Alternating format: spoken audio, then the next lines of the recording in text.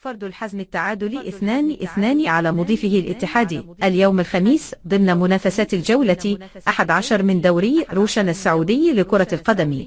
وتقدم الاتحاد عن طريق كريم بنزيمة في الدقيقة 26 قبل أن يدرك محمد الثاين التعادل للحزم في الدقيقة 63.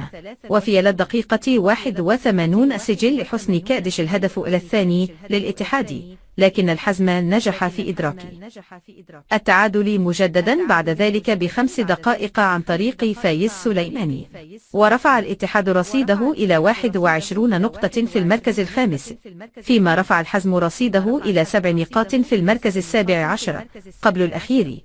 وفي مباراة أخرى ضمن منافسات الجولة ذاتها فاز ضمك على ضيفه الأخدود 2-0، وتقدم أحمد الزين لضمك في الدقيقة 48 قبل أن يضيف كيفن نكواد والهدف إلى الثاني للأخدود في الدقيقة 69، ورفع ضمك رصيده إلى 13 نقطة في المركز التاسع، فيما تجمد رصيد الأخدود عند 7 نقاط في المركز الرابع عشر. بدأ الاتحاد الشوط الأول ضاغطا على مرمى ضيفه، ولاحت للبرازيلي كورنادو فرصة تسجيل لكنها ضاعت. ورد الحزم عبر تسديدة قوية من فايز سليماني تصدى لها غروه بصعوبة، ومن كرة قطعها كانتي ومررها لكريم بنزيما الذي تلاعب بلا الدفاع ووضعها في شباك إبراهيم زايد في الدقيقة 26.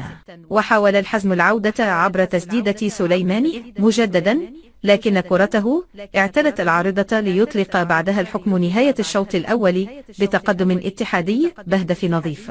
الشوط الثاني حاول مدرب الاتحاد تنشيط الفريق هجوميا من خلال الدفع بالبرازيلي رومارينهو مكان عمره ساوي، فيما دفع مدرب الحزم بالإشاب بتركي المطيري محل بادموسي.